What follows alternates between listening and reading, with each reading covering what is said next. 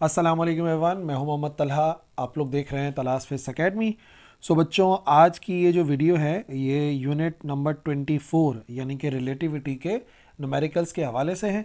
Theory lectures already हम cover कर चुके हैं और अब टाइम है न्यूमेरिकल्स की प्रैक्टिस करने का। तो चलिए स्टार्ट करते हैं with question number 1। A rod 1 metre long is moving along its length. अपनी लेंथ वाली डायरेक्शन में 1 मीटर की रॉड जो है वो मूव कर रही है और उसकी स्पीड है 0.6 सी के बराबर, यानी स्पीड ऑफ लाइट के 60% स्पीड जो बनती है ना 0.6 into speed of light. So calculate its length as it appears to an observer on the earth. अब वो मूव कर रही है इतनी स्पीड के साथ, तो अगर कोई ऑब्जर्वर अर्थ के ऊपर है तो वो कितनी उसकी लेंथ को ऑब्जर्व करेगा। और दूसरी बात ये कि उस रॉड के क्या लेंथ होगी अपने लिहाज से, यानी अगर कोई ऑब्जर्वर उसी रॉड पर हो या उसी स्पीड के साथ मूव कर रहा होगा तो उसको उस रॉड की लेंथ कितनी नज़र आएगी ये हमें मेजर करना है। तो सबसे पहली बात, फॉर एग्जांपल ये एक रॉड है जिसकी एक्चुअल लंबाई जो है वो 1 मीटर है और फिर यही रॉड जो है वो ट्रैवल कर रही है 0.6 सी स्पीड के साथ।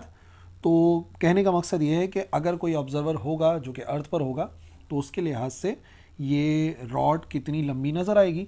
और वैसे आप जानते हैं कि एक्चुअली लेंथ जो है वो कॉन्ट्रैक्ट हो जाती है फॉर मूविंग ऑब्जर्वर। ठीक है, तो इसका मतलब आंसर जो है वो छोटा ही आएगा। तो डेटा बनाने से शुरुआत करते हैं। सबसे पहली बात, what is the actual length of rod. तो हम इसको कर देते हैं, जो एक्चुअल लेंथ है जो कि फॉर रेस्टिंग ऑब्जर्वर होती है उसको हम जाहिर करते हैं एल नॉट से। वो बराबर है 1 मीटर के। ठीक है, और उसकी स्पीड कितनी है, किस स्पीड के साथ मूव कर रही है, तो स्पीड जिसे हम v से जाहिर करते हैं वो बराबर है 0.6 सी के बराबर। हमें कैलकुलेट करनी है उसकी लेंथ। ठीक है, फॉर मूविंग ऑब्जर्वर। ठीक है, अब क्या हो जाएगी, ये हो जाएगी length for moving observer. Moving observer के लिए कितनी हो जाएगी, ठीक है, जो कि बनेगा क्या हो जाएगा। एक्चुअली थोड़ा सा एक बात को समझना पड़ेगा। देखो, अगर कोई ऑब्जर्वर अर्थ पर है तो उसके लिहाज से रॉड मूव कर रही है, और अगर रॉड के लिहाज से देखें तो वो शख्स मूव कर रहा होगा। ये हमने पढ़ा था ना, रिलेटिविटी जो प्रिंसिपल है। तो इसी वजह से मैं लिख रहा हूँ फॉर मूविंग ऑब्जर्वर, उसको हम जाहिर करेंगे एल से। ठीक है, जो अर्थ वाला होगा वो रॉड के लिहाज से अपनी जगह चेंज कर रहा है, दैट्स हमने लिख दिया length for moving observer L है। और जो बी पार्ट होगा वो होगा लेंथ फॉर इट्स सेल्फ। उसके लिए लेंथ कितनी होगी, तो एक्चुअली वो तो आपको पता है कि एल नॉट के बराबर होती है, सिर्फ मूविंग ऑब्जर्वर के लिहाज से चेंज हो जाएगी। ठीक है जी। सो एल कैलकुलेट करेंगे। जब भी आपके सामने एक ऐसा सवाल आ रहा है कि एक रॉड की लेंथ कॉन्ट्रैक्ट वगैरह हो रही है, तो इसका मतलब हमें जो फॉर्मूला इस्तेमाल करना है बेसिकली वो लेंथ कॉन्ट्रैक्शन का है। लेंथ कॉन्ट्रैक्शन के मुताबिक स्पेशल थ्योरी ऑफ रिलेटिविटी का कॉन्सिक्वेंस है एल बराबर होता है L naught √1 minus we square over C square. ठीक है, एक्चुअल लेंथ कितनी है, एक्चुअल लेंथ है 1 मीटर के बराबर, और यहाँ पर आ जाएगा 1 माइनस वी की पूरी वैल्यू पुट करनी है 0.6 सी का स्क्वायर और डिवाइड बाय सी स्क्वायर, यहाँ पे लिखा हुआ है एल। समझ गए ना, ये 0.6 सी पूरा पुट करना, गलती से भी यहाँ पर सी की वैल्यू पुट नहीं कर देना। मतलब आंसर तो गलत नहीं आएगा लेकिन काम बढ़ जाएगा। अभी देखो कितना ज़बरदस्त काम होगा। √1 माइनस 0.6 का स्क्वायर होता है 0.36, और यहाँ पर आ जाएगा सी स्क्वायर और डिवाइड में ऑलरेडी लिखा हुआ है सी स्क्वायर। तो इससे फ़ायदा पता है क्या होगा, इससे फ़ायदा ये होगा कि हमेशा क्या हुआ करेगा कि सी स्क्वायर से सी स्क्वायर कैंसिल हो जाएगा। तो हमारा क्वेश्चन जो है वो थोड़ा सा ईजियर हो जाएगा।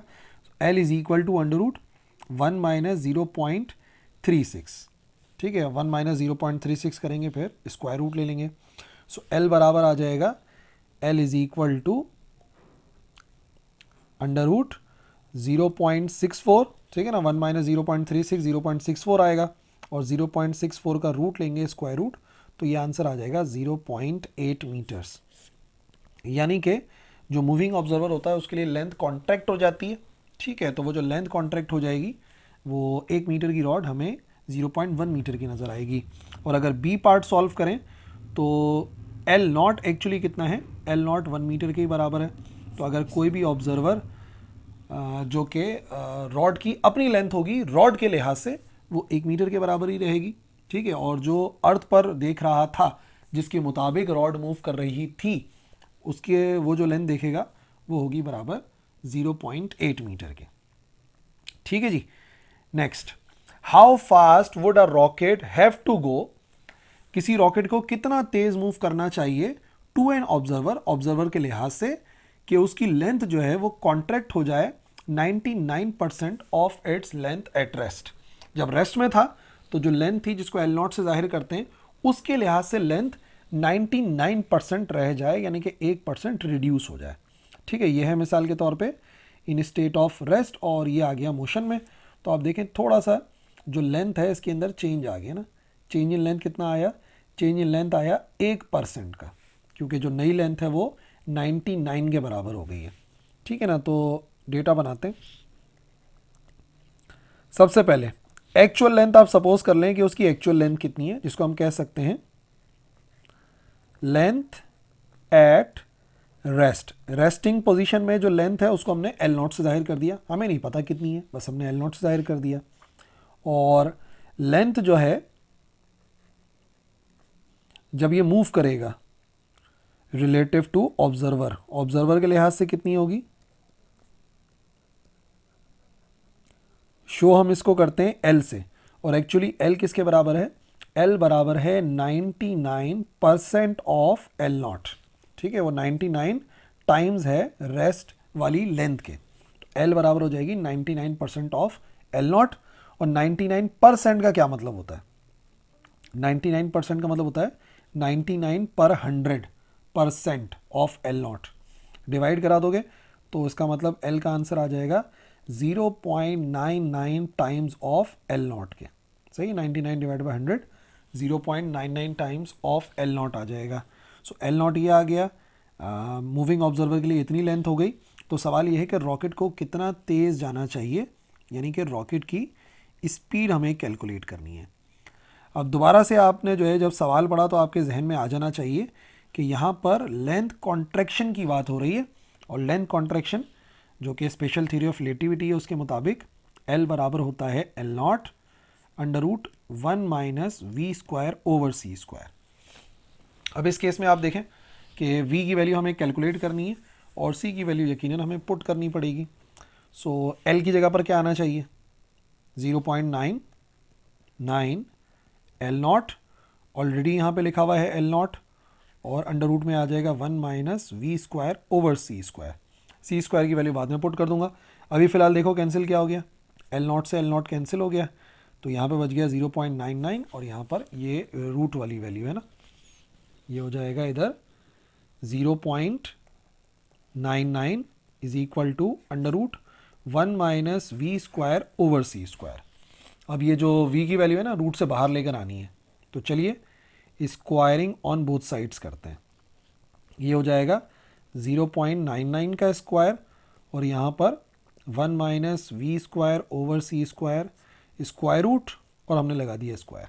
स्क्वायर से रूट कैंसिल हो जाएगा, और यहाँ पर 0.99 का हमें स्क्वायर करना पड़ेगा।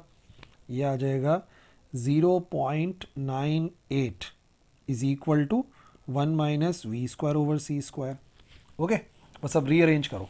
माइनस का वी स्क्वायर ओवर सी स्क्वायर, ये हो गया प्लस का वी स्क्वायर ओवर सी स्क्वायर, 1 माइनस 0.98, 1 माइनस 0.98 ये आ गया बराबर 0.02। V square divide by c square is equal to 0.02। It means अगर आपको वी स्क्वायर की वैल्यू चाहिए तो 0.02 को मल्टीप्लाई करना पड़ेगा सी के स्क्वायर से। बल्कि एक छोटा सा काम और कर लेते हैं, डायरेक्टली वी की वैल्यू निकाल लेंगे। स्क्वायर लगा हुआ है, so taking square root on both sides, so ये बराबर आ जाएगा v is equal to under root of 0.02 into C की वैल्यू। इसके स्क्वायर से रूट कैंसिल हो गया, तो बस सही है।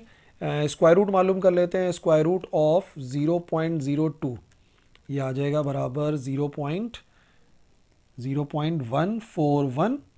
ठीक है, और speed of light 3 exponent 8, speed of light c constant है 3 एक्सपोनेंट 8 मीटर पर सेकेंड।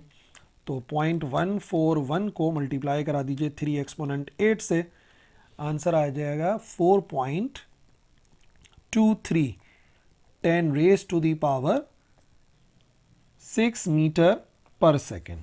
ठीक है, तो अगर कोई भी रॉकेट इतनी रफ्तार से ट्रैवल करेगा तो उसकी जो लेंथ है वो 1% कम हो जाएगी, या मैं कह सकता हूं कि इसकी जो नई लेंथ है फॉर मूविंग ऑब्जर्वर वो एक्चुअली 99% हो जाएगी as compare to its original length. ठीक है जी। क्वेश्चन नंबर 3, एक पार्टिकल है जिसका प्रॉपर लाइफ टाइम जो है, जितनी देर तक वो डीके होने से पहले जो वक्त गुजारता है वो 1 माइक्रो सेकेंड है। 1 माइक्रो सेकेंड के बाद वो डीके हो जाता है। वो मूव करता है एक लेबॉर्ट्री में और ये उसकी स्पीड है 2.7 10 raise to the power 8 metre पर सेकेंड। ठीक है, ये उसका प्रॉपर लाइफ टाइम है। अब सवाल क्या है, what is its life time, उसका लाइफ टाइम कितना होगा as measured by observers in laboratory. अब लेबॉर्ट्री के जो ऑब्जर्वर हैं वो तो रुके हुए हैं, लेकिन जो पार्टिकल है वो मूव कर रहा है इस स्पीड के साथ। तो यकीनन जब कोई भी ऑब्जेक्ट मूव करता है close to speed of light speed के साथ, तो उसके लिए टाइम डायलेट हो जाता है। ठीक है, ये तो यकीनन वो लोग जो है वो कुछ ज़्यादा लाइफ टाइम ऑब्जर्व करेंगे as compare to its proper life time. और फिर दूसरी बात ये कि what will be the distance traversed by its before disintegrating. एक मरतबा अगर आप मालूम कर लेंगे कि कितना टाइम लगेगा तो फिर आप जो है वो डिस्टेंस भी नाप सकते हैं। ठीक है जी। तो मिसाल के तौर पे ये हमारे पास एक वो है सोर्स है जो कि पार्टिकल को इमिट करेगी, और यहाँ पर हमने घड़ी को लगा दिया। तो हम नोटिस करेंगे कि भाई अगर ये मूव कर रहा है तो मूव करने के दौरान कितना टाइम इसे लगेगा डिसइंटीग्रेट होने से पहले, जबकि उसका प्रॉपर टाइम जो है वो 1 माइक्रो सेकेंड है। और आखिर में फासला ही मालूम कर लेंगे मीटर में कि डिसइंटीग्रेट होने से पहले ये कितना फासला तय करेगा। ठीक है, तो डेटा बना लेते हैं। अब डेटा में सबसे पहले उसका प्रॉपर टाइम कितना है, जो डेटा में लिखा हुआ होगा प्रॉपर लाइफ टाइम कितना है। प्रॉपर लाइफ टाइम जो कि डेल्टा टी नॉट होगा, ये होता है 1 माइक्रो सेकेंड। माइक्रो का मतलब होता है 10 raise to the power -6 seconds. ठीक है, तो उसको हमने माइक्रो में कर लिया। अच्छा जी, उसकी स्पीड कितनी है, स्पीड हम v से जाहिर करते हैं और वो गिवन है 2.7 10 raise to the power 8 metre पर सेकेंड। अच्छा जी, पहला सवाल, कितना टाइम ऑब्जर्व करेगा, life time measured by observer. ठीक है, लाइफ टाइम जो कि ऑब्जर्वर ऑब्जर्व करेगा जब वो मूव कर रहा है तो उसको डेल्टा टी से जाहिर करते हैं। और दूसरी बात यह है कि वो डिसइंटीग्रेट होने से पहले कितना डिस्टेंस कवर करेगा, तो डिस्टेंस को तो हम ऐसे ही शो करते हैं। अब यहाँ पर बात हो रही है टाइम की और आपको नज़र आ रहा है कि वो मेजर हो रहा है, तो यकीनन स्पेशल थ्योरी ऑफ रिलेटिविटी ये कहती है कि जो टाइम होता है फॉर मूविंग ऑब्जर्वर वो डायलेट हो जाता है, जिसके लिए हम ये फॉर्मूला इस्तेमाल करते हैं ना, टाइम डायलेशन वाला, इसी को अप्लाई करते हैं। सो डेल्टा टी नॉट कितना है, डेल्टा टी नॉट बराबर है 1 के, और यहाँ पे लिखा है 1 minus we square. V square यानी कि 2.7 10 रेज टू दी पावर 8 का स्क्वायर और divide by c, speed of light जो कि कांस्टेंट है 3.8 एक्सपोनेंट 8 का करना पड़ेगा स्क्वायर। ठीक है, और यहाँ पे लिखा हुआ है डेल्टा टी। अब ये स्क्वायर आप दोनों पे अलग अलग लगाओ या दोनों को एक ही साथ लिख दो, एक ही बात है। तो मेन काम ये होगा कि 10 रेज टू दी पावर 8 से 10 raise to the power 8 cancel हो जाएगा, और हम क्या करेंगे 2.7 को 3 से डिवाइड कराएंगे और फिर उसका स्क्वायर कर लेंगे। तो पहले डिवाइड कर लेते हैं, 2.7 डिवाइड बाय 3, ये आ रहा है 0.9। ठीक है, तो ऐसे लिख देता हूँ, delta t is equal to 1 over under root 1 minus 0.9 का स्क्वायर करना नहीं भूलना है, क्योंकि मैंने होल पर स्क्वायर कर लिया। तो 0.9 का स्क्वायर बराबर होता है 0.81। सो 1 ओवर 1 माइनस 0.81 का square root delta t. So delta t बराबर आ जाएगा 1 over under root 1 minus 0.81, 1 minus 0.81 it is equal to 0.19।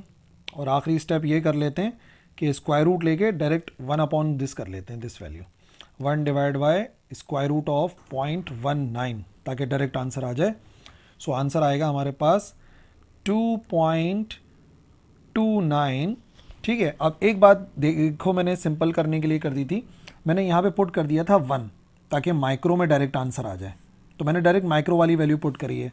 तो इसका मतलब अभी जो आंसर आया 2.29, ये जो आंसर है 2.29, ये एक्चुअली किस में आ रहा है, माइक्रो सेकेंड में। जिसको आप चाहें तो नेक्स्ट स्टेप में आप इसको कर सकते हैं 2 राउंड ऑफ भी कर लो, 2.3 हो जाएगा राउंड ऑफ होके, और माइक्रो का मतलब होता है 10⁻⁻⁻6 सेकेंड्स।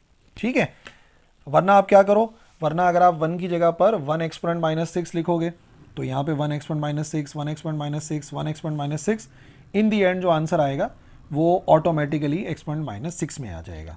ठीक है, तो ये तो हो गया टाइम जो कि उसके लिहाज से पास होगा।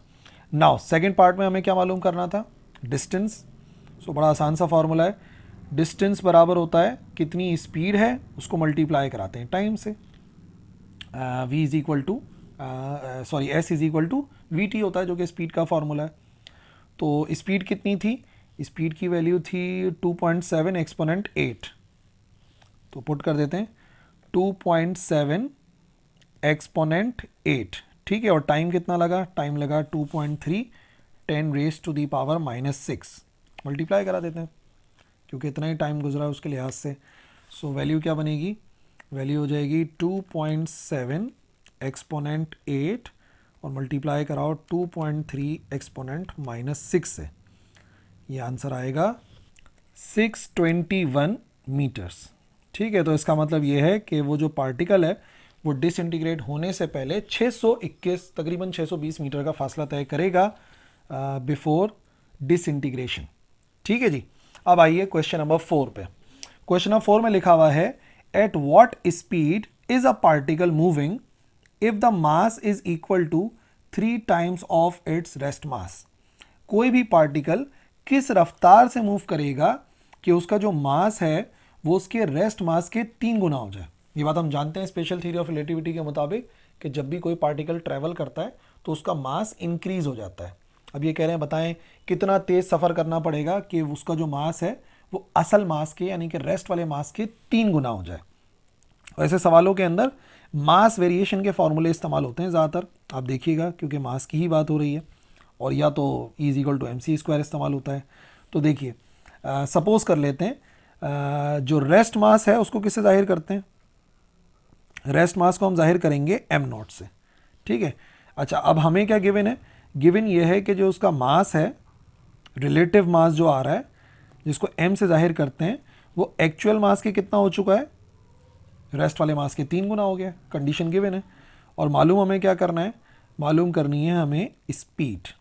सही है, और ये जो मास है ना, इसके लिए आप एक वर्ड इस्तेमाल कर सकते हैं, ये बेसिकली रिलेटिव मास है विद रिस्पेक्ट टू ऑब्जर्वर जब ये ट्रैवल करेगा एक पर्टिकुलर स्पीड के साथ। ठीक है, तो अप्लाई कर देते हैं वैल्यू सोल्यूशन में। पहली बात, मास वेरी कर रहा है, कितना मास वेरी कर रहा है, m बराबर है 3 टाइम्स ऑफ m0 के। ठीक है जी, अब मास वेरिएशन का फॉर्मूला आपको पता होना चाहिए, जो मास वेरिएशन का फॉर्मूला हम इस्तेमाल करते हैं। सो मास वेरिएशन बराबर होती है m की जगह पर m0 over √1 minus v² over c² आता है, m इसके बराबर होता है, तो मैंने डायरेक्ट m की जगह पे इसका फॉर्मूला पुट कर दिया, और राइट साइड पे तो लिखा हुआ है सीधा सीधा 3 टाइम्स ऑफ m0, सिर्फ ये m की जगह पे m का फॉर्मूला पुट करा है। क्या कैंसिल हो गया यहाँ पर, m0 से m0 हो गया कैंसिल। अब आपने बस चीज़ों को रीअरेंज करके सिंप्लीफाई करना है। इधर आ जाएगा 1 over √1 minus v² over c² is equal to 3। ठीक है, रीअरेंज करो ज़रा, ये 1/3 लिखा जा सकता है, और यहाँ पे आ जाएगा √1 माइनस v² ओवर c², ये मल्टीप्लाई में आ गया, डिवाइड में चला गया। अब जो चीज़ आपने मालूम करनी है ना स्पीड, वो स्क्वायर रूट के अंदर है, स्क्वायर रूट ख़त्म करना पड़ेगा। क्या करते हैं स्क्वायर रूट ख़त्म करने के लिए, स्क्वायरिंग ऑन बोथ साइड्स।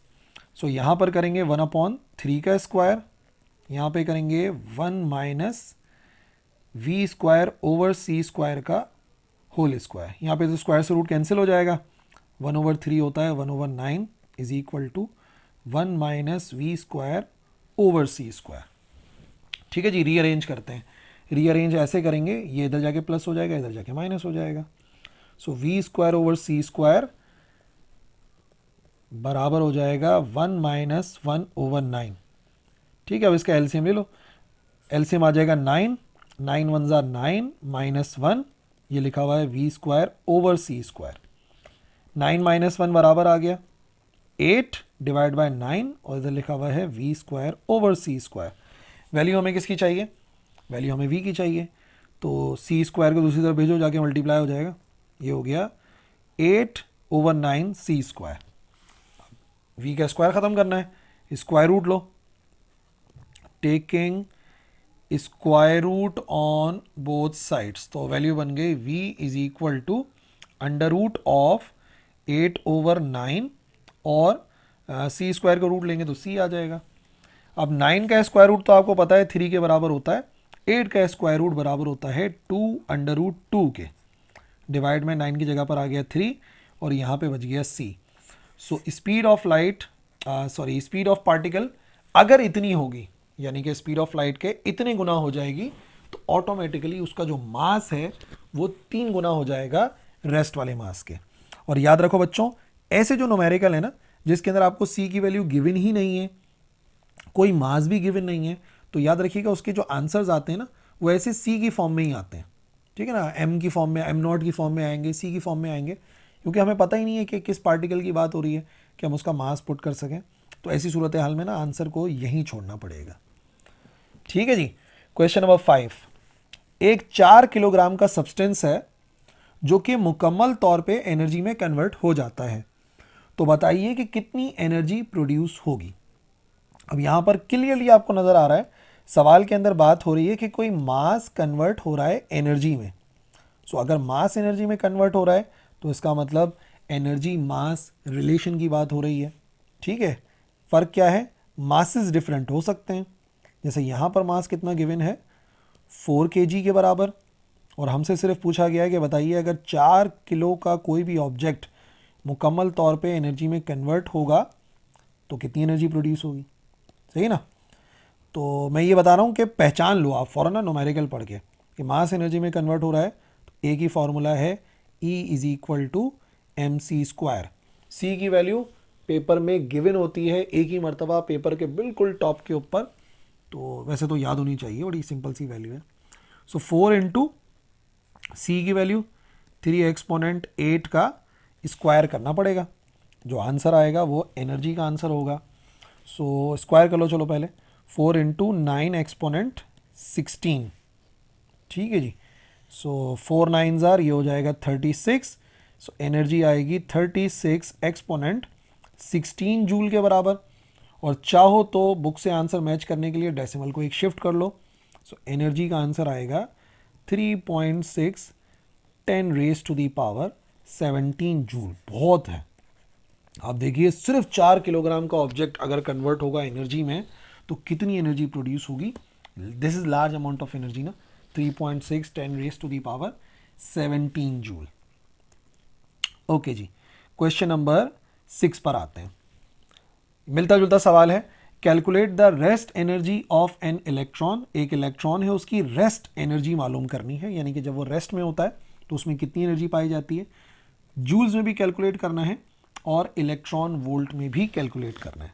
यानी आपसे इलेक्ट्रॉन वोल्ट वाले रिलेशन को भी समझ लो, वो टेस्ट कर रहे हैं कि आपको पता है नहीं पता कि कितने इलेक्ट्रॉन वोल्ट कितने जूल के बराबर होते हैं। तो ठीक है, हमें इलेक्ट्रॉन का रेस्ट मास गिवन होना चाहिए, उसके बिना हम सॉल्व नहीं कर सकते। ये m0 जो है ना, ये इलेक्ट्रॉन का रेस्ट मास है, जो कि यकीनन फिलहाल तो इन्होंने नहीं दिया, पेपर में अगर ऐसा सवाल आता है तो गिवन ही होता है। 9.1 10⁻31 किलोग्राम। ठीक है जी। और मालूम करनी है हमें इसकी रेस्ट वाली एनर्जी। अगर रेस्ट वाला मास m0 होता है तो रेस्ट वाली एनर्जी को E0 से जाहिर करते हैं, और हमें 2 यूनिट्स में चाहिए। आंसर जूल्स में भी चाहिए और इलेक्ट्रॉन वोल्ट में भी चाहिए। ठीक है ना। तो फिर वही बात है, मास एनर्जी में कन्वर्ट हो रहा है, रेस्ट मास एनर्जी पता करनी है। वैसे तो फॉर्मूला होता है E = mc², बट यहाँ पे बात हो रही है रेस्ट वाली एनर्जी की, तो रेस्ट एनर्जी रेस्ट मास से कैलकुलेट होती है। वैल्यूज पुट करें, 9.1 10⁻31 स्पीड ऑफ लाइट, 3 एक्सपोनेंट 8 का स्क्वायरिंग कर लो, फिर मल्टीप्लाई करा देना। 9.1 10 raise to the power -31 into 9 exponent 16। याद रखिएगा ये जो आंसर आएगा ना वो जूल का आंसर आएगा। कितना है? 9.1 exponent -31 into 9 exponent 16। This is equal to 8.19 10 raise to the power 14। और आप चाहो तो आप इसको राउंड ऑफ भी कर सकते हो, जैसे कि बुक में उन्होंने 8.2 किया हुआ है, तो ई नॉट बराबर आ सकता है 8.2 10 raise to the power -14 joules. ठीक है भाई, जूल वाला आंसर तो आ गया। अब याद रखिए एक फॉर्मूला जो है, कंडीशन जो है कि एक इलेक्ट्रॉन वोल्ट जो कि बहुत ही छोटा यूनिट है एनर्जी का, वो बराबर होता है 1.6 एक्सपोनेंट -19 जूल के बराबर। और अब आपको आंसर चाहिए इलेक्ट्रॉन वोल्ट में, तो आपको इस वैल्यू से डिवाइड करना पड़ेगा, सही ना। जूल से इलेक्ट्रॉन वोल्ट में जाने के लिए इस वैल्यू को इधर डिवाइड में लाना पड़ेगा। सो वैल्यू होगी 8.2 10 raise to the power -14 divided by 1.6 exponent minus का 19। ठीक है, तो 8.2 exponent -14 divide by 1.6 10 raise to the power -19, ये बराबर आएगा 5.12। ठीक है, ई नॉट बराबर आ जाएगा 5.12 10 raise to the power 5 electron volt के बराबर। ठीक है, अब आंसर तो बिल्कुल करेक्ट है और कोई मसला नहीं है, लेकिन क्योंकि इतना बड़ा आंसर आ रहा है तो हम एक काम करते हैं, हम इसको कर लेते हैं 0.512 10 रेज टू दी पावर 6 कर लेते हैं। ऐसा तब करते हैं जब आंसर बहुत बड़ा आ रहा है, तो एक्सपोनेंट को चाहो तो आप उसमें ले जा सकते हो प्रीफिक्स के अंदर। अब आपको मालूम होना चाहिए कि 10 रेज टू दी पावर 6 का मतलब होता है मेगा, तो हम इसको ई नॉट को लिख सकते हैं मेगा इलेक्ट्रॉन वोल्ट में। तो ये वैल्यू बनेगी ई नॉट इज इक्वल टू, क्या वैल्यू है? 0.512 मेगा इलेक्ट्रॉन वोल्ट के बराबर। ठीक है जी। सो ये लाजमी स्टेप नहीं है, लेकिन बहरहाल जब इतनी बड़ी वैल्यू है तो आप सब मल्टीपल में कन्वर्ट कर सकते हैं। ठीक है जी। Next question, question number 7। Calculate the kinetic energy of an electron. एक इलेक्ट्रॉन की काइनेटिक एनर्जी मालूम करनी है moving with the velocity of, और वो मूव कर रहा है एक वेलोसिटी के साथ। वेलोसिटी है 0.98 times the velocity of light, यानी कि जो उसकी स्पीड है वो 0.98 c के बराबर है। स्पीड ऑफ लाइट का 98% स्पीड के साथ वो ट्रैवल कर रहा है। तो हमें कैलकुलेट करना है क्या होगी उसकी काइनेटिक एनर्जी। ठीक है, डेटा बना लेते हैं। और ये रिलेटिविस्टिक काइनेटिक एनर्जी कहलाती है, डायरेक्ट काइनेटिक एनर्जी का फॉर्मूला इस्तेमाल नहीं हो सकता यहाँ पे। ठीक है ना। सो पहली बात ये कि हमें कैलकुलेट क्या करना है, हमें कैलकुलेट करनी है यहाँ पर काइनेटिक एनर्जी। काइनेटिक एनर्जी आ गई k डॉट ई, ये हमें फाइंड करना है। अच्छा जी, उसकी वेलोसिटी कितनी है? वेलोसिटी को हम जाहिर कर रहे हैं v से, और वो 0.98 c के बराबर है। अच्छा, बात हो रही है कि इलेक्ट्रॉन की, तो उसका रेस्ट मास जो है ना आपको गिवन होगा। मास ऑफ इलेक्ट्रॉन जो है ना, रेस्ट मास, ये आपको गिवन होगा। m नॉट से जाहिर करते हैं 9.1 10 रेज टू दी पावर -31। ये पेपर में ना गिवन होता है, टॉप पर ही गिवन होती है वैल्यू, जितने भी मासेस है ना कांस्टेंट वाले। अच्छा, अब जो सोल्यूशन है ना उसको थोड़ा सा आपने समझना पड़ेगा, जो फॉर्मूला एक्चुअल है ना उसको हमें ड्राइव करना पड़ेगा। देखिए, ये बात हम जानते हैं कि जो टोटल एनर्जी है in case of any particle, वो एक्चुअली बराबर होती है जो रेस्ट मास एनर्जी है प्लस काइनेटिक एनर्जी। जैसे हम लोग क्लासिकल फिजिक्स में पढ़ते थे ना कि वो बराबर होती है kinetic energy plus potential energy, बिल्कुल उसी तरीके से रेस्ट मास एनर्जी और काइनेटिक एनर्जी के बराबर होती है। सो अगर काइनेटिक एनर्जी की वैल्यू आप निकालना चाहेंगे तो एक्चुअली वो आ जाएगी m माइनस क्या, नेक्स्ट स्टेप में कर देते हैं, यहाँ पे यही रहने देते हैं, e माइनस ई नॉट आ जाएगा। ठीक है, इसको हम कर देते हैं e माइनस का ई नॉट। नेक्स्ट स्टेप, e आपको पता है बराबर होता है mc स्क्वायर के, और जब बात करते हैं रेस्ट मास की तो यहाँ पर m नॉट सी स्क्वायर लिखते हैं। रेस्ट एनर्जी के लिए रेस्ट मास और नॉर्मल एनर्जी के लिए नॉर्मल मास यूज़ करना पड़ेगा। ठीक है जी। तो अब बात यह है कि कुछ कॉमन तो आ नहीं रहा, लेकिन याद कीजिए मास वेरिएशन का फॉर्मूला आपने पढ़ा है मास वेरिएशन बराबर होता है m is equal to m not 1 minus we square over C square के बराबर। तो काइनेटिक एनर्जी तो अपनी जगह पर लिखी हुई है, ये जो लिखा हुआ है ना m, इसकी जगह पे मैं लिखूंगा M not over 1 minus we square over C square. गौर से देखो m के साथ क्या लिखा हुआ नज़र आ रहा है, सी स्क्वायर, तो उसको मैंने इधर ही लिख दिया, और माइनस का m not C square as it is. ठीक है भाई, तो इसका मतलब क्या हुआ, इसका मतलब ये हुआ कि यहाँ से आप कॉमन ले सकते हैं एम नॉट सी स्क्वायर, इसको कॉमन ले लो और जो बचा उसे लिख लेते हैं। तो काइनेटिक एनर्जी हमारे पास आ जाएगी बराबर, kinetic energy is equal to m not C square मैंने लिया कॉमन, और यहाँ पर आ गया 1 over 1 minus we square over C square, minus का 1 करना पड़ेगा। ये अलग से आप कैलकुलेट भी कर सकते हो, गैमा की वैल्यू है, अदरवाइज चाहो तो यहीं से ही हम जो है वो वैल्यू को कैलकुलेट कर लेंगे with the help of formula. ठीक है जी, सो वैल्यूज पुट करते हैं। M not rest mass of electron 9.1, 10 raise to the power -31, speed of light का स्क्वायर 3 एक्सपोनेंट 8 का स्क्वायर करना पड़ेगा। ठीक है, इधर मल्टीप्लाई में 1 ओवर ब्रैकेट लगा लो, 1 ओवर 1 माइनस वी स्क्वायर 0.98 सी की स्पीड से चल रही थी, डिवाइड में लिखा हुआ है सी स्क्वायर, यहाँ पे स्क्वायर लगाना नहीं भूलना, और ये आ जाएगा माइनस का 1। ठीक है, पहले जो लेफ्ट साइड पे लिखा हुआ है इसको सॉल्व कर लेते हैं। 9.1 एक्सपोनेंट माइनस का 31 इंटू 9 एक्सपोनेंट 16, 3 का स्क्वायर कर लिया ना, बहुत सारे पिछले न्यूमेरिकल में कर चुके हैं। सो 8.19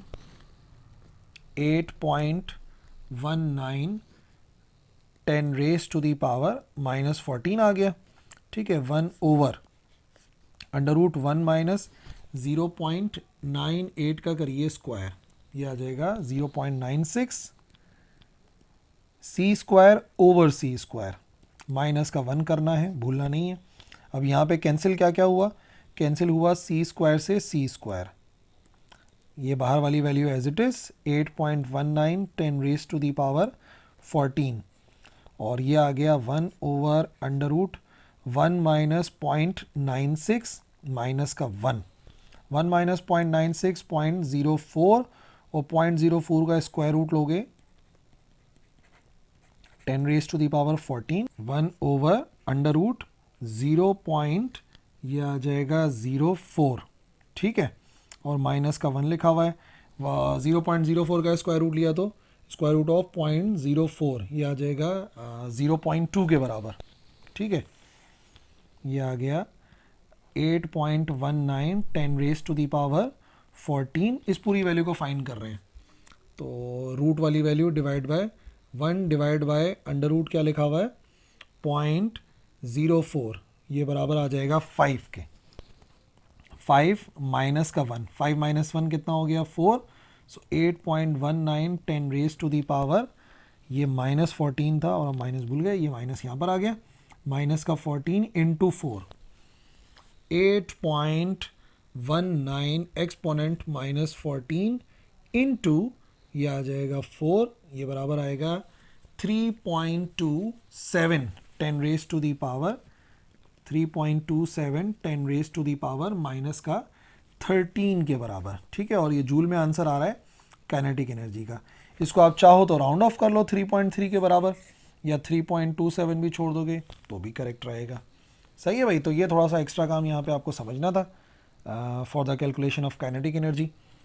अच्छा जी, दोबारा से काइनेटिक एनर्जी मालूम करनी है एक पार्टिकल की, अगर व्हाट वेलोसिटी, किस वेलोसिटी के साथ वो ट्रैवल करे कि जो काइनेटिक एनर्जी है पार्टिकल की वो उसके रेस्ट एनर्जी के बराबर हो जाए। इस मर्तबा हमें स्पीड कैलकुलेट करनी है, वेलोसिटी कैलकुलेट करनी है, जबकि गिवन क्या है, गिवन ये है कि उसकी काइनेटिक एनर्जी बराबर हो जाए उसके रेस्ट एनर्जी के। ऐसे लिखूंगा, देखो काइनेटिक एनर्जी बराबर हो जाए उसके रेस्ट एनर्जी के। रेस्ट एनर्जी को आपको पता है हम लोग किससे शो कर रहे हैं, ई नॉट से शो कर रहे हैं। नेक्स्ट स्टेप में वैल्यूज पुट कर सकते हैं। सो एक बात हम जानते हैं, जो टोटल एनर्जी होती है किसी पार्टिकल की वो होती है rest mass energy plus kinetic energy, जैसे क्लासिकल में हम कहते हैं पोटेंशियल प्लस काइनेटिक। सो यहाँ पर कंडीशन क्या है, काइनेटिक भी ई नॉट के बराबर है, तो मैं ऐसे लिखूंगा, देखो E is equal to E not plus E not, भाई जाहिर सी बात है ये ई नॉट के बराबर है तो ई नॉट हो गया। तो हम ये कह सकते हैं कि एनर्जी बराबर है 2 टाइम्स ऑफ ई नॉट के। अब ये वैसे ही सवाल बन गया जैसा हमने इससे पहले सॉल्व किया था ना, एनर्जी बराबर है 2 टाइम्स ऑफ ई नॉट के। ई का formula M C square, E naught का formula am not C square. C square से सी स्क्वायर कैंसिल, तो एम बराबर आ गया ट्वाइस ऑफ एम नॉट के। अब उस न्यूमेरिकल में 3 टाइम्स था, यहाँ पे 2 टाइम्स हो गया। मास वेरिएशन की जगह पे मास वेरिएशन का formula M not 1 minus we square over C square is equal to m not put करा। हमें वी कैलकुलेट करना है और मास वास कुछ गिवन नहीं है, तो देखिएगा आंसर भी सी की फॉर्म में आएगा। सो एम नॉट से एम नॉट को किया कैंसिल, रीअरेंज करो, ये इधर ले जाओ वैल्यू और ये 2 इधर आ जाएगा, सो हो जाएगा 1/2 और ये स्क्वायर रूट हो जाएगा 1 minus we square over C square. वाले न्यूमेरिकल में 3 था, इसमें 2 आ रहा है। नेक्स्ट क्या किया था हमने, स्क्वायर रूट को ख़त्म करना है, squaring on both sides. So ये हो जाएगा 2 का स्क्वायर 1/4 और यहाँ पर 1 minus we square over C square. Square से रूट कैंसिल हो गया, ठीक है। अब आगे इधर कर लो, माइनस की वैल्यू प्लस, ये उधर जाके minus. So v square over सी स्क्वायर इधर ही कर लेते हैं, वी स्क्वायर ओवर सी स्क्वायर बराबर आ जाएगा v square over C square is equal to 1 minus 1/4। LCM लिया तो 4 एलसीएम आ गया, 4 1 जार 4 माइनस 1, ये वैल्यू आ रही है वी स्क्वायर ओवर सी स्क्वायर की। V square over C square is equal to 4 minus 1 हो गया 3/4। वी स्क्वायर को अलग किया, 3/4 सी स्क्वायर और स्क्वायर रूट लेना है बस अब हमें, ताकि v की वैल्यू आ जाए। तो वी स्क्वायर की वैल्यू आ रही है taking square root on both sides, ये हो जाएगा v। 3 का स्क्वायर रूट होता है √3, 4 का स्क्वायर रूट होता है 2 और c स्क्वायर का स्क्वायर रूट जस्ट हो जाएगा c के बराबर। ये काम हम पहले कर चुके थे, तो मैंने थोड़ा सा न्यूमेरिकल तेज़ी से सॉल्व करा दिया। आपको पता है क्या क्या स्टेप्स हमने अप्लाई किए थे उस न्यूमेरिकल में, सेम एज इट इज़ इसमें भी किया, ठीक है ना। नेक्स्ट क्वेश्चन नंबर 9, वैसे ही एक न्यूमेरिकल है, एक पार्टिकल का रेस्ट मास एम नॉट है, ठीक है। हमें नहीं दिया मास, तो हम भी मास को कैलकुलेट नहीं करेंगे, हम सारे आंसर एम नॉट की फॉर्म में ही देंगे। कह रहे हैं जो रेस्ट मास है उस पार्टिकल का वो बराबर है एम नॉट के, नहीं पता कितना है। अच्छा, उसकी स्पीड कितनी है, स्पीड जिसे हम v से जाहिर करते हैं वो बराबर है c/√2 के, c/√2 के, ठीक है, उसकी स्पीड है। क्या क्या कैलकुलेट करना है, सबसे पहले हमें कैलकुलेट करना है उसका मास m कैलकुलेट करना है, रिलेटिविस्टिक मास होता है। फिर हमें कैलकुलेट करना है उसका मोमेंटम, मोमेंटम को हम p से जाहिर करते हैं, ठीक है। फिर लिखा हुआ है टोटल एनर्जी, टोटल एनर्जी यानी कि E, जो कि हमने पिछले न्यूमेरिकल्स में भी इस्तेमाल करा। टोटल एनर्जी कैलकुलेट करनी है एंड फाइनली हमें कैलकुलेट करनी है उसकी काइनेटिक एनर्जी। काइनेटिक एनर्जी जब टोटल आ जाएगी तो काइनेटिक के लिए तो हमने पिछले क्वेश्चंस में भी काम किया हुआ है। तो चलिए शुरुआत करते हैं मास फाइंड करने से ना, कि रिलेटिविस्टिक मास कितना होगा। रिलेटिविस्टिक मास क्या है, m बराबर होता है m not 1 minus we square over C square के बराबर, ठीक है, यही फॉर्मूला है। तो बस क्या करना है, v की जगह पे v की वैल्यू पुट करनी है। सो m बराबर आएगा m not over 1 minus v की जगह पे c/√2 का स्क्वायर ओवर सी स्क्वायर, ठीक है जी। सो m बराबर आ जाएगा एम नॉट और यहाँ पर होगा √1 माइनस सी का स्क्वायर, तो सी स्क्वायर हो जाएगा, और √2 का स्क्वायर जो है वो बेसिकली 2 के बराबर होता है, तो इस तरीके से आ जाएगा 1 minus c square divide by 2 c square के बराबर। अब यहाँ पर सी स्क्वायर से सी स्क्वायर तो कैंसिल हो जाएगा, तो अगर m की वैल्यू बनाऊँ तो m बराबर आ जाएगा am not over 1 minus half लिखा हुआ है, ठीक है, 1 माइनस हाफ, 1 माइनस हाफ खुद बराबर होता है हाफ के, m is equal to m not, यह आ जाएगा, या तो आप √1/2 लिख दो या 1/√2 लिख दो, एक ही बात है, ठीक है ना। 1 माइनस हाफ, हाफ का स्क्वायर रूट तो 1/√2 के बराबर होता है। रीअरेंज करेंगे तो मास का आंसर तो आ गया, डिवाइड से मल्टीप्लाई में जाएगा √2 एम नॉट के बराबर। तो मास जो है वो बेसिकली एम नॉट के √2 टाइम्स हो जाएगा। ठीक है, ये तो हमने कैलकुलेट कर लिया। अब आइए दूसरी चीज़ जो हमें कैलकुलेट करनी थी वो था मोमेंटम। मोमेंटम का फॉर्मूला बड़ा सिंपल सा है, पढ़ चुके हैं आप, P बराबर होता है mv के। अब मास कितना आया हमारे पास, मास का आंसर आया √2 एम नॉट के बराबर, और v किसके बराबर था, v बराबर था c/√2 के बराबर। दोनों वैल्यूज पता थी हमें, √2 कैंसिल, तो इसका मतलब मोमेंटम सीधा सीधा बराबर आएगा एम नॉट सी के। इसमें तो कुछ है नहीं करने के लिए। ठीक है, मोमेंटम तक सॉल्व हो गया एम नॉट सी के बराबर। अब आइए टोटल एनर्जी मालूम करनी है। Total energy again same formula, E बराबर होता है एम सी स्क्वायर के। ठीक है, M कितना निकाला हमने, M निकाला हमने √2 एम नॉट के बराबर, और सी स्क्वायर तो लिखा हुआ है, तो इसका मतलब टोटल एनर्जी इतनी आ गई। ये सवाल आसान इस वजह से क्योंकि ना हमें एम नॉट पता है, तो मैंने बताया जिन सवालों के अंदर एम नॉट गिवन होगा, मतलब एम नॉट की वैल्यू नहीं होगी, जस्ट एम नॉट लिखा होगा, उनको हम वहीं पर ही छोड़ देंगे। ठीक है जी, अब आखिरी स्टेप क्या है, आखिरी स्टेप है काइनेटिक एनर्जी मालूम करना, जो कि टोटल एनर्जी में से अगर आप रेस्ट एनर्जी माइनस कर देते हैं तो काइनेटिक एनर्जी आ जाएगी। सही है ना।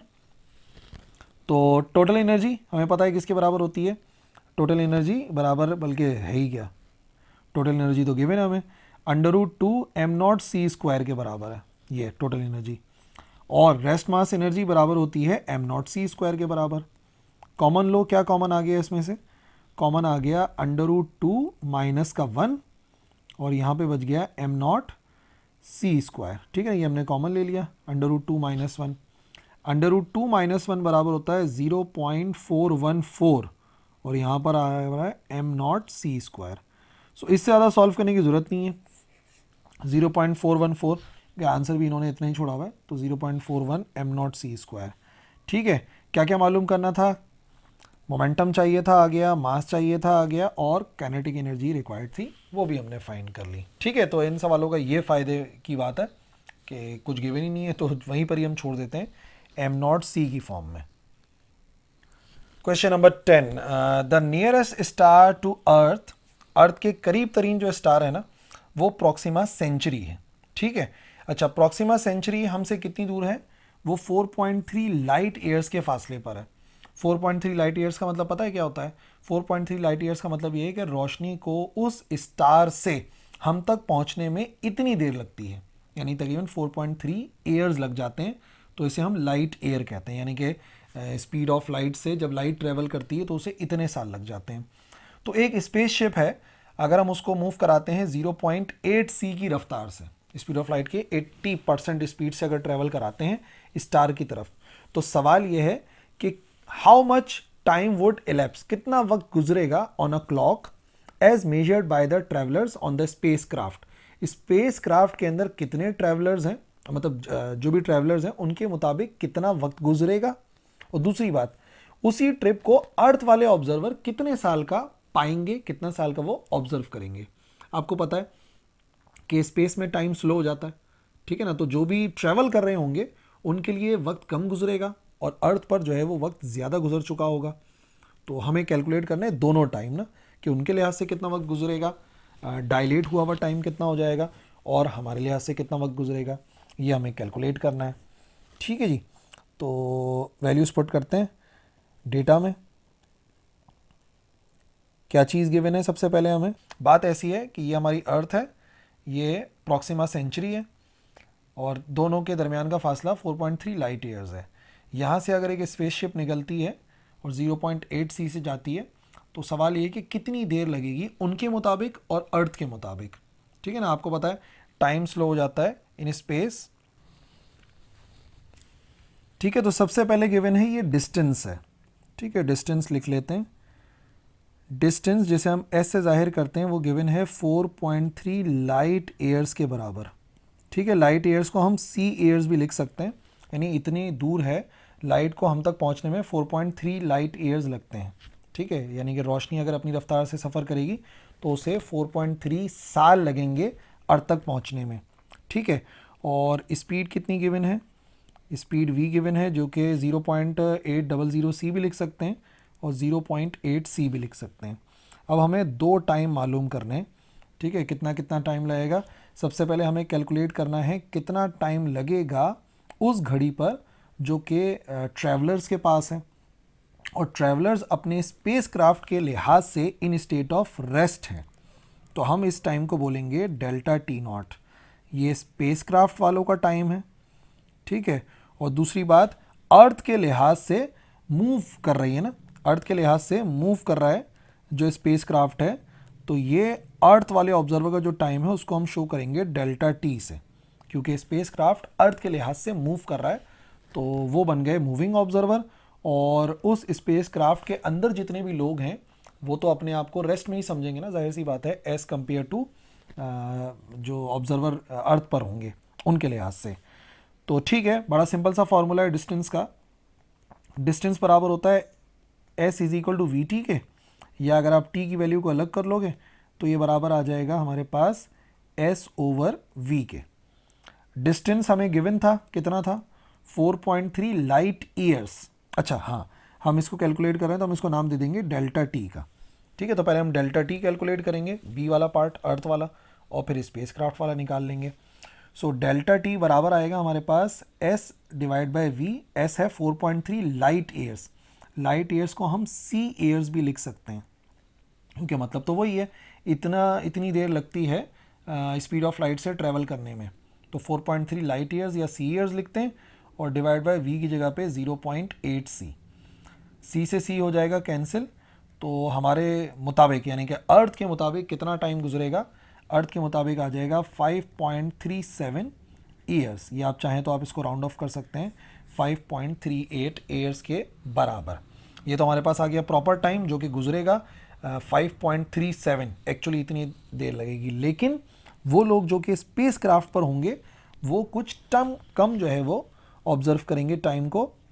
टाइम डायलेशन के मुताबिक डेल्टा टी बराबर होता है delta t not over 1 minus we square over C square. So delta t कितना कैलकुलेट हुआ है, 5.37 के बराबर। Delta t not spacecraft वालों के मुताबिक कैलकुलेट करना है 1 माइनस 0.8 सी, ठीक है। 2 0 लगा भी दो तो इतना डिफरेंस नहीं आएगा। स्क्वायरिंग करेंगे तो ये हो जाएगा 5.37 is equal to 1 over under root 1 minus 0.64 C square over C square. 0.8 का स्क्वायर 0.64, सी का स्क्वायर सी स्क्वायर। सी स्क्वायर से सी स्क्वायर हुआ कैंसिल। सो हमारे पास आंसर आ गया 5.37 is equal to 1 over under root 1 minus 0.64। 1 minus 0.64 करेंगे, 5.37 इज इक्वल टू 1 ओवर, यह आएगा अंडर रूट 0.36, ठीक है। 0.36 का स्क्वायर रूट बराबर होता है 0.6 के, ठीक है। और हम कैलकुलेट क्या कर रहे थे, हम कैलकुलेट कर रहे थे डेल्टा टी नॉट। उधर हम 1 लिखते चले जा रहे हैं, तो ये आ गया डेल्टा टी नॉट 5.37। रीअरेंज कर लो ताकि डेल्टा टी नॉट कैलकुलेट हो जाए।